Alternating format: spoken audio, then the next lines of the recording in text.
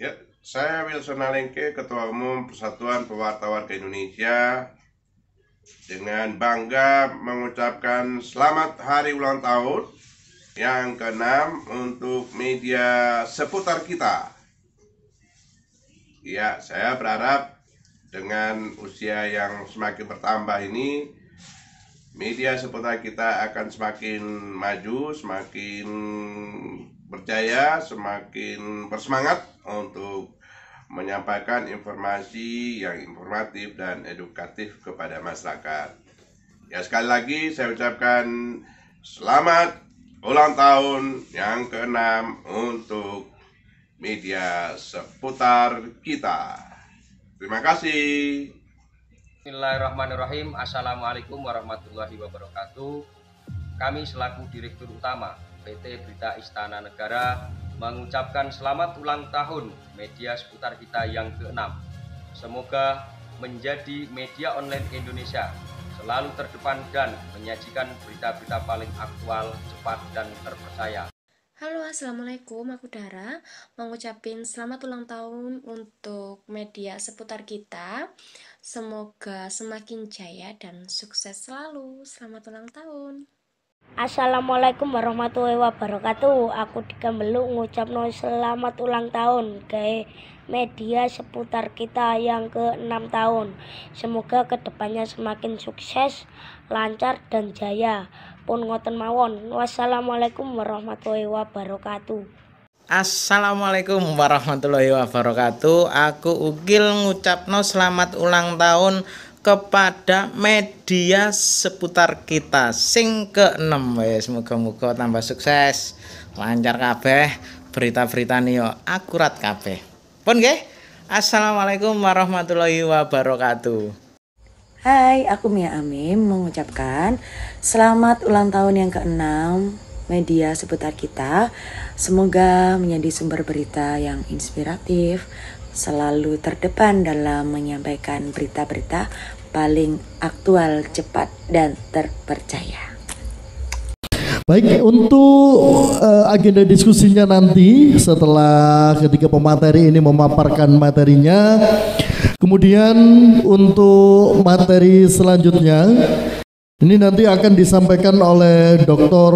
Solikin Rusli dengan tema atau materi yang diangkat wartawan yang menginspirasi dalam bayang-bayang pidana. Ini luar biasa ini materinya ini. Monggo kepada Bapak Dr. Solikin Rusli, kepadanya waktu dan tempat kami persilahkan. Assalamualaikum warahmatullahi wabarakatuh. Pada pimpinan dan seluruh jajaran seputar kita, saya lihat tulisannya, nanti khawatir keliru seputar Indonesia. Bapak dari Kejaksaan yang saya hormati, Pak dari anti hoax, dan kebetulan juga dari pemerintah Kabupaten Jombang, bisa di dua kelamin nanti. Saya juga begitu, nanti saya di kelamin akademisi dan kelamin praktisi. Saya akan menyampaikan pengalaman-pengalaman aja, yang pengalaman-pengalaman. Basic saya sebenarnya bukan pidana, Pak. Basic saya oh ya, Bapak Ibu sekalian yang hadir yang saya hormati, belum saya sapa. Jadi ya mungkin agak gelisah ya, panitia yang datang kok cuma sedikit, tapi bagi saya nggak penting. Mahasiswa satu kelas ada 40-50, yang hadir 2 saya ajar, Pak.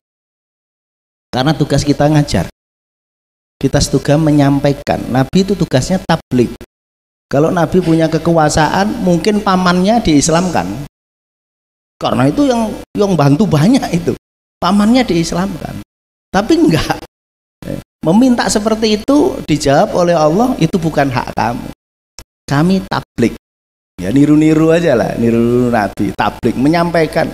Dengan tidur, alhamdulillah, ikhlas, itu mungkin akan dapat banyak pahala daripada mendengarkan tapi ancuk wong iki ngomong gak mari-mari lah, kira-kira kan tambah dosa, tambah ngelok. Oke, Oke, saya mengambil tema ini ada 14 sampai 17 slide, tapi saya nggak akan sampaikan semuanya. Yang pada intinya mungkin agak berbeda ya. Kalau beliau kan penegak hukum, jadi memang harus ditegakkan. Nah, keahlian saya di HTN, hukum tata negara, yang sebenarnya bukan pidana, bukan perdata, tapi HTN itu ibarat koki yang meramu. Bagaimana undang-undang itu dibuat, bagaimana aplikasinya, bagaimana menafsirinya, itu. Nah, teman-teman praktisi itu termasuk kejaksaan dan kepolisian, para lawyer, itu lebih banyak terjebak pada dogma, terjebak pada norma. Jadi penafsiran itu sekarang berkembang ada 19. Kenapa itu tidak pernah dipraktekkan? Nah, yang penting pasalnya ini yaitu gitu. Ya akhirnya kacau jadinya. Nah, itu penting. Jadi yang menjadikan situasi itu kondusif tidak hanya masyarakat, tapi penegak hukum itu punya peran menjaga kondusivitas. Ya. Misalnya kalau orang melakukan pemerasan, melakukan itu perampasan, itu diproses. Bagaimana kalau yang melakukan itu KPK, kejaksaan, polisi, tentu itu oknum ya. Proses enggak ya? Nah, ini kan rasa keadilan masyarakat. Berbeda, masyarakat punya perspektif sendiri. Dia menilai sendiri. Saya itu kalau di kantin itu jadi goblok dada. Kalau di kantin mahasiswa, goblok dada. Karena ada mahasiswa FISIP, ada mahasiswa ekonomi, psikologi yang nggak kenal saya. Kalau hukum pasti kenal. Nah, di situ ngomongnya sudah ngomong apa aja dibicarakan di sana. Nah, saya itu kok menjadi goblok dada gitu. Jadi semua kayak punya peran. Jadi ngomong tidak hanya sesuai dengan batas kemampuannya, tapi ngomongnya tinggi-tinggi banget. Nah, itu kadang-kadang yang saya coba inginkan, wartawan itu, coba Mas, lanjut Mas.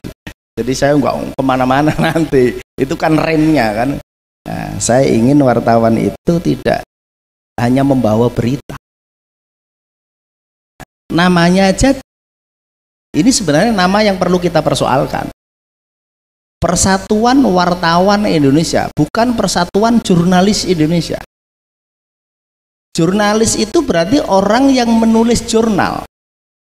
Jurnal kita itu ada jurnal internasional, ada Sinta 1, Sinta 2, Sinta 3, ada jurnal internasional itu yang paling terkenal Scopus. Kan bukan itu yang dimaksud. Yang dimaksud itu pewarta, memberikan warta dari yang ada di lingkungan. Cuma fungsi wartawan itu tidak hanya memberikan informasi. Nah, tapi ini juga menginspirasi dan memotivasi. Jadi ini membedakannya itu kan repot. Kadang-kadang teman-teman media itu takut memberikan inspirasi dan memotivasi. Seakan-akan takut kalau dituduh itu otaknya sendiri, bukan informasi. Kalau informasi kan enak aja, apa aja adanya tulis aja, orangnya ngomong kok mau apa kan itu. Tapi ketika kita menginspirasi dan memotivasi, ini yang menjadikan beda. Nah, ini yang dicari wartawan-wartawan saat ini itu seperti itu. Ya, media itu selain punya tugas yang mulia sebagai pilar demokrasi, tapi media dihadapkan kepada hal sulit. Bagaimana membiayai jalannya media ini?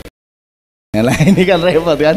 Kalau tidak ada biaya, terus teman-teman ini terus gimana kan gitu loh. Tapi di saat persaingan bebas seperti ini, ya, nanti akan tersaring dengan sendirinya mana media-media yang akan bisa eksis dan media yang hanya angin-anginan. Korporasi itu sebagai subjek hukum. Kalau ketua umumnya korupsi, bubar partai itu. Jangan kayak ketua partai, ada ketua partai, kalau anggota saya yang korupsi, saya bubarkan. Embel gedes. Nyatanya korupsi bolak-balik juga bubar-bubar. Jadi ini masukkan ke dalam draft peraturan perundang-undangan, cara menafsirnya seperti itu. Jadi inilah yang saya maksud, penafsiran hukum itu di situ. Ada sih salah satu ketua partai, saya tidak atas nama ketua partai, tapi atas nama pribadi. Kalau sampean atas nama pribadi, siapa yang mau kasih sapi ratusan? Gitu. Karena dia ketua partai lah, dia berani bayar. Karena ketua partai bisa nyuruh anggota fraksinya. Nah, anggota fraksi itulah yang bergerak. Dia mau nyocot model koyo apa, nah ketuanya manggil meneng, Mbak, karena wedi dipecat. Loh, itu artinya tidak bisa dia ketua partai mengatasnamakan dirinya sendiri, karena jabatan ketua partai itu melekat. Oleh karena melekat, ketika dia mendapatkan sesuatu, itu juga atas nama partai. Coba sekarang penegakan hukum, korupsi anggota dewan korupsi, menteri korupsi itu untuk nyumbang partai, Pak. Pasti ada aliran ke sana. Tapi bagaimana penegakan hukum itu ditutup tidak sampai ke sana? Kapan mau selesai penegakan hukum? Nggak akan selesai. Rumus korupsi tidak ada korupsi itu sendirian. Nah, itu tugasnya kejaksaan, kepolisian, KPK. Rumus korupsi itu pasti tidak sendirian. Lah kok ono korupsi tersangkane mung siji? Ini Pak Kejaksaan, saya punya perkara. Tapi bukan karena ini perkara saya. Di Mojowarno itu ada desa Grobokan. Di desa Grobokan itu ada kasus korupsi pendirian pabrik Aqua, Donan Aqua. Itu sudah 35 kalau nggak salah, 4. Itu yang sudah ingkrah dan sekarang sudah keluar. Pasal yang dikenakan di Tipikor itu adalah penyuapan. Nah, kita itu berpikir kalau ada yang disuap pasti ada yang menyuap. Saya ingin cerita kasus saja kan ya. Mosok ada yang disuap kena masalah hukum, sementara yang disuap enak-enakan. Ini kan penegakan hukum yang nggak beres. Lagi saya tanya waktu dari pihak Donan itu, saya tanya, Bu, sampean sudah pensiun? Iya. Dulu jabatannya apa? Bla bla bla diterang. Dia mengaku bahwa uang itu bukan uang perusahaan, tapi uangnya sendiri. Oke. Kalau uangnya sendiri, ibu ngasih uang ratusan juta itu motivasinya apa? Motivasi saya ya supaya saya naik jabatan. Nah, setelah ibu ngasih uang itu sama ibu pensiun, jabatannya naik atau tetap? Tetap, Pak, sampai pensiun. Lah terus apa gunanya? Pak Hakim bilang, tolong Pak Jaksa itu diusut. Sampai sekarang, Jaksaan Jombang, Pak, nggak diusut. Jadi perangkat desanya sudah 4, kepala desanya juga kena. Sekarang mungkin masih berproses 2 itu di Grobokan. Tapi yang menyuap tidak dipersoalkan secara hukum. Ini namanya rasa keadilan bagi masyarakat. Masyarakat nggak ngerti pasal. Masyarakat nggak ngerti yang benar yang salah kayak apa. Tapi di kacamata mereka, pikiran mereka hidup bahwa ini ketidakadilan. Nah inilah ya mungkin agak berat, agak berat. Yang berikutnya, fokus pemidanaan pasal 27 ayat 3 itu tidak fokus, titik fokusnya bukan jika disebarkan melalui sarana grup, percakapan dan sertifikat, bersifat tertutup dan terbatas. Artinya kalau jenengan di Facebook itu kan tak terbatas, di Twitter, di Instagram itu kan tidak terbatas. Tapi kalau di WA group itu terbatas. Gitu loh. Oleh karena terbatas, ketika yang dianggap pelanggaran undang-undang ITE itu di WA group, maka menurut saya tidak bisa dijerat dengan undang-undang ITE. Oke, itu bedanya. Karena WA itu terbatas, ada grupnya dan grupnya itu terbatas. Tapi dari kejaksaan tadi sudah menyampaikan, tolong kalau masuk grup diidentifikasi orangnya siapa, dia kenal enggak, Kadang-kadang orang itu mau comot nomor kita, masuk di grup, comot nomor kita, masuk di grup. Nah, ini yang bahaya kan di situ. Gitu. Jadi ini SKB ya, SKB. Untuk pers, karena kerja jurnalis, maka acuannya adalah Undang-Undang Nomor 40 Tahun 99 tentang pers yang sifatnya leg spesialis. Artinya misalnya itu Undang-Undang ITE, Undang-Undang KUHP khusus untuk pers harus leg spesialis. Itu pelajaran S1 semester awal, Pak.